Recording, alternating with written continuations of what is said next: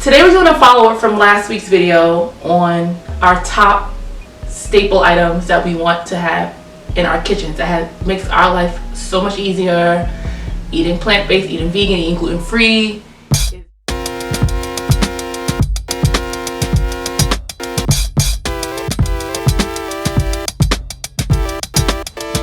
Hi everyone, welcome back to our channel with Saute and Dr. Myra. Hi!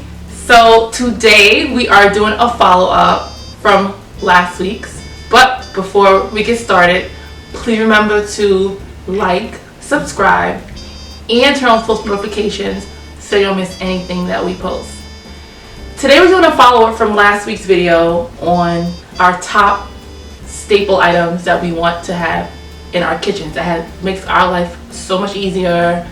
Eating plant-based, eating vegan, eating gluten-free is just something that we have to have, must have. Sometimes if I don't have something, I will probably go to her home and borrow it, and vice versa. Yes. That's how important these things are. So hopefully this is helpful. Okay. You want to start? What's your first thing? So my go-to are my pans. Okay. All right. So I'm the one that goes big or goes home. Yes, definitely. So I have to have a big pot, which I use for my greens. This happens to be a stainless steel. I try to get stainless steel. I'm not a complete fan of all non-stick, but I do use the stainless steel all the time. I mean, you know that you'll be able to come and find a stainless steel pot. Absolutely. In my home. So, and I use this to boil spaghetti or pasta or a lot of potatoes if I'm making potato salad. Okay. I also can fit a whole lot of greens up in here. So I make my stewed greens with chickpeas and all that in this. Okay. And then I have to have my saute pan, which is really probably like a fry pan. And it's also a big stainless steel pan. And I can also do my greens in this as well, but I can do a nice stir fry. Okay. And I also can do my pakora. I can make my pakora in this because I've come to the conclusion now for me that the shallow pans, which, I mean, even though this is deep, but it's still more shallow than the one I previously showed you, works better for me for... Well, shallow is best. Yeah, fried zucchini, pakora, any of that sort of thing. So what you got? So since we're starting with going big or going home, I love, and I've probably had this for a long time, is a blender. This is a must-have in my kitchen. It's a Vitamix, which is, I feel like I use this probably like every couple of days to make smoothies. You can make soups. You can blend things anything that needs to be blended. Sometimes in my lentil soup, I always talk about. I'll blend up the lentils just to make, if I want to make it a little bit more, just like less thick. So a blender is something that I feel like you should always have in your kitchen. It's just a must-have. And I have a Vitamix. Yes. And I use mine every day because I do a protein shake every morning. And I love it. And I also have an adapter, another base. Well, this is the base, but another attachment vessel that I can make nut butters. Right. Okay. Which is good. Yeah, there's a separate one for nut butters. Okay. But this one you can blend hot, cold. Yeah, that's what I like. That you can do hot and cold. And sometimes it'll turn your cold stuff hot. Yes. So you be careful because sometimes that will happen. So yes. Yeah. My Vitamix I swear by every week. I guess while we're on blenders too. Another thing. So being that I don't have the other attachment, I have to use my food processor, which is something that if I wanted to do like the nut butters or things like of that sort. And that's a nice small one. Yeah, it's super compact and I feel like it could fit pretty much anywhere. I have a super, compact kitchen, and so I have limited space for my tools. So I like this because it is small. I can do what I need to do. I blend up my seasonings, like if I want to make like a pesto. Nice. My nuts. Yeah, you can even chop my onions and peppers, avocado. Yes. This is something that is really important for me too. I love it. Love it, love it, love my it. 2 big ticket items. Okay, so you next. Okay. Of course, utensils. I use a lot of, we have a lot of different utensils. This one is a spoon that has measurements on the inside. So if I cooked like quinoa and I only want a half a cup, it'll say half a cup. Oh, nice. It says half a cup and it shows the lines where it's a half a cup. This one is a half a cup, a cup, and a quarter of a cup. Okay. So depending on what you want, and I know like if Kyrie comes to my house and I'll give him a quarter of a cup. Absolutely. Maybe. Yeah. Or, of something. So you can use this for everything. And then this is a slotted spatula, which I really like as well. Because if I'm cooking pakora, I can scoop it out with this and the oil will just drip drip through. And while we're on that, I have a mat that I fell in love with. It's BPA free. It has these spikes that are sticking up, and when I take the pakora out, I can sit it on this and all the excess oil drips down into the middle of these particular hills. Nice. Like these divots areas. Definitely something I must have. It's definitely a must have. Our oil intake and fat and all that good stuff. Very nice. All right, you got it. Okay, so these, I guess we'll stick with pans now. So this pan is something a new pan to my collection, which I've been falling even more in love with every time I use it. It's a wok, and I enjoy it because it is a smaller one, and I get to, being that it's just kind of like me, Kyrie, and Colin, I'm not cooking for a huge family. I can make enough for one serving a night, of serving of vegetables or whatever the meal is, and it comes out perfect. We are lovers of Chinese takeout food, and so I try my best to create my own versions of it. And so this is something that really seals the deal with getting that taste, that Asian flavor of dishes. So yeah, and I find that the woks, it steams itself, but it sautés at the same time. Yeah. So you're not getting anything mushy. Exactly. If you choose not to cook it, overcook it. Absolutely. So, and that's why I love a wok. I just got one of these too. Yes, so it's very good. And I think we could also use the metal if we wanted to. Yeah, the metal spoons for this brand. So I like that also. Because sometimes you don't have the plastic spoons and forks and all that. So this is good. Okay, what do you got next? I am a lover of soup too. I'm a lover of soup. Yes. And sometimes, of course, it's just me and my husband in the house, unless a Saute or any of the children, Summer or Darrow, come by, a Menawan. And so if they don't, then I have soup for like 3 days, right? And I found these wonderful super cubes, and it's 4 in a container, and you can put up to a cup of soup in each one. Wow. So this is my go-to.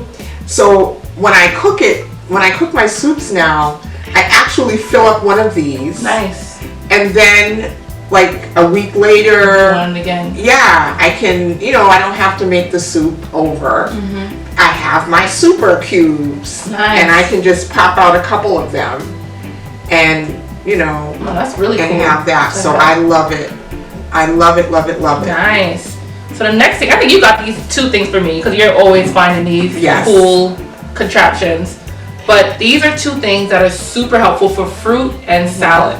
So the first one is for like berries, so like strawberries, blueberries, which I love, raspberries, blackberries. And what it does is once you do your rinsing off or washing in ACV, you put them in here and it keeps it longer in your refrigerator. So you see it's like a little gap, which I'll get a close up of. The excess moisture will drip down and collect on the bottom, because a lot of the times the fruit gets bad because of the fact that the moisture stays inside. So, and the same thing is going on with this one also. The same thing happens for this. The moisture of the lettuce will stay and drip down. So my fruit and lettuce last maybe about 2 weeks extra longer because of the fact that these really help with the collecting the moisture. So these are something that I would really suggest. They fit perfectly in the refrigerator. You can stack them on top of each other when you get your fruit for the week, and this will save you a lot of money because your fruit will not go bad, or your lettuce, it won't wilt as quickly, or your greens. So this is something I really suggest having in your kitchen. Many of my friends and family know I am a lover of pasta. Some folks say, oh, it's something that's high in carbs and that sort of thing. And so I don't eat it as often as I used to. But it is one of my go-tos, and I have found a really good gluten-free. In our last video, we talked about our brown rice pasta fine that does not get mushy. Yeah. And it's very tasty. And then, there's also the chickpea pasta, which is really good and high alkaline. Okay. So, of course, you need a colander. Yes. And these different size ones. This one happens to be a medium-sized colander. I also use a really big one depending on how much pasta or noodles or that I cook. And then I also use it to wash vegetables. I use it to wash fruits and that sort of thing. So, and I have there's a couple of them. These are yours, by the way. I just got you this one. Yes, thank you. Oh, I love it. And it's orange. I love this. And it's stainless steel. So, and then of course BPA free. And and this is nice. This size is really nice for like a can of chickpeas when you're making chickpea mock tuna or chickpea mash, or something for like a one definitely serving. Even if you're cutting like tomatoes and you don't want them to drain in the bowl, you can put them in here, like when the juice starts to come out of the tomatoes or whatever fruit or vegetable. Anyway, so this is what I use. Colanders, you gotta have a colander. So my next one, I think there's another one you got me too, is a scale. Oh yeah. A food scale. So I know as people who eat a lot of plant-based, I know my go-tos are nuts. And although they can be good for you, this is something that I really had to start honing in on and weighing, because I think I was overdoing it with the nuts, especially cashews. That's like one of my favorites. So I find that to control myself a little bit more, I have to weigh my food, and like especially certain foods like fruit and vegetables, whatever. But like things like nuts or pastas and things, I love to weigh it because it just kind of helps with that control aspect. I can kind of stay within my needs. I am still on that weight loss journey, which we've talked about, and so this helps to keep me focused. And what I really enjoy about this one is that it goes ounces, grams, kilograms. So you can kind of like find what works for you that you need to weigh, because some things you might need to weigh in ounces, some things you might need to weigh in grams. So this is really helpful, and I find myself using it like for every meal. Like I have to weigh something, which is good. And I was thinking about the cashews, because I was like hooked on cashews. Yeah. I mean, I could just eat cashews because it almost reminded me of like meat. When you think about it, you get full off of it. Yeah, you really do. But I was eating cashews. I would get a handful of cashews because we keep them in a jar. Yeah, I get a handful of cashews to eat with my protein drink. That is a meal replacer in itself. So now you're eating almost 2 meals. Yes, at the same time. So I had to get it straight. Yeah. And, so I would suggest a scale if you don't have the control. Like I knew I didn't have control over certain things, and this has been really helpful. And sometimes you're surprised. You think like you need more than what you're getting. Like the other day I weighed out an ounce of peanuts, and it was so much peanuts, and I was like, wow. Like I was probably eating more than this, but even the correct serving size was still a lot. Oh my goodness. You know? Yeah, and it's filling. And then when you like, even if, like for me, if I'm eating pasta, well, the pasta that I eat is it does have carbs, and it does, you know, help with your weight, but I try to eat a more sensible one. Okay. But measuring it, if I measure it like one serving, I can make a decision if I want to have one serving or 1.5 servings, okay? But then if I do the one serving, I can put as much vegetables absolutely. and as I want in it. And I mean, I am so full. Yeah. You know? You'd be surprised at how much a serving really is. And that also goes back to your spoons too. And that's something I really am super adamant on using, which is when we're like this back on like the weighing and the serving size. Because I'm a pasta person too, and I'm a rice person also. So I have to really just make sure I'm getting the correct serving, or else I can go overboard. Yeah. And so these things really are helpful in my kitchen. Yeah, and you can use measuring cups. You can use measuring cups if you choose. That helps a lot if you want to do that. Yeah. And you know, there's ways to translate that into kilograms and milligrams and whatever it is that you're using. And then last but not least, how much water do you drink a day? Well, I am one of those people who I drink a gallon a day. I'm very adamant on it. I track it. I track my water also, which I talked about in one of my YouTube channel videos. Since I run in the mornings, I try to get in at least a half a gallon in the morning. Wow. And then by the time I would say by 3 to 4 o'clock, I'll have my gallon in. Oh wow. I have to really work on that. Yeah. I'm trying to do it. I haven't found yet. I mean, I'm human. Yeah. I haven't found. And you can find what works for you. Yeah, the water that I like. I'm thinking that I like warm water better than I like cold water. Okay. Well, I know that I like warm water better than cold water. Okay. Tea is good. Absolutely. To get water in. Iced tea. Make your own and just unsweetened. That's something I like to do also. Add lemon or lime to it. You know, there's just so many ways that you can do it. So I'm working on it. Yeah, it's a process. But I try really hard to get my water in. Of course, when I make my shake in the morning. That counts? Yeah, that counts. So I try to use at least 12 ounces. Oh, very good. So that's a good thing. And then, and I found these bottles, which I really love. This one, I love those bottles. One is a 32 ounce one.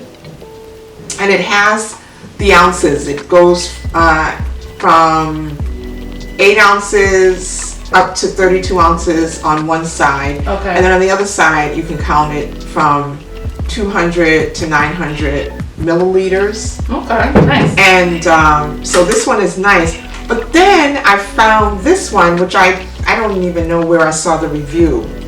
And I love it. And I was giving them for Christmas or holiday gifts. I have a few of those in my pantry. Yeah. Now this one is 32 ounce, but it also reminds you when to drink the water. Oh, nice. Very nice. So you fill it up to 32 ounces. And what I'll do is I'll fill this up before I make my shake. Okay. And then I'll pour from this. Oh, nice. So you're starting your process. Right. So I know that I'm getting the water. Very nice. From this. And then it says at 8 a.m. you should drink 2, 4, 6, 8 ounces at least. Okay. Between 8 and 9. Okay. Or you can drink more. Wait, let me see. 2, 4. Yeah. And then at 9, between 9 and 3, you should, you go down and then you just keep drinking. And then, so it's 8, 9, 10, 11, 12. Okay. Right? And then you fill it up again. And then You at go from 2, 12 to, okay. 2 to 6 p.m. So by 6 p.m. Yeah. this says that's my goal, to you finish should have had early. 64 ounces. Because I found that and that's why I try to cut myself off by like 4 o'clock. And don't get me wrong, I still drink water after that. But what was happening is if I wait till like say the later in the evening to start drinking my bulk of water, I found myself waking up overnight and having to use the bathroom. Which is what I've been doing. And so yeah, that's why I try to get it in earlier in the day, because that's helpful for when it's time for bed. I've already drank my, gallon, and I don't wake up during the night, because that kind of breaks the sleep, which is not that great. That's not great, right, either. So that's what I do. So these are our tools. Yeah. And, there are more, and maybe we'll do a second. Yeah, I think we can go on, but we can cut it off here. Yeah, right? So we have a second batch where we'll do some maybe utensils or knives. Yeah. And those sorts of things that we use, some other utensils and knives that we use in another video. Yeah, let us know your go-tos. What are some things that you, as someone who eats plant-based or gluten-free, that must-haves in your kitchen that might help us to add to our collection? I hope you enjoyed the video. I hope this was helpful. I hope you learned something. Please comment below if you've tried any of these that we have or something that we may have missed. Please remember to like, subscribe, and turn on post notifications so that you don't miss anything. Please remember to also check out my other YouTube channel, Saute Pan, and do the same over there. And I just want to make one more point. We're now bi-monthly. Yes. Is it bi-monthly? Yeah. 2 times a month. Or bi-weekly, whichever one you want to call Yeah, bi-weekly. Bi-weekly, bi-monthly. Yeah. Well, we're going on twice a month. Yes, so we'll be doing that. You'll see us now every other Monday. Right. Which will be, I just love it because we could get more, it gives us the time to really give you the nitty-gritty of what we and we do a lot of research. Yeah. Just for you guys. Yes, absolutely. And remember, peace, love, and vegan eating.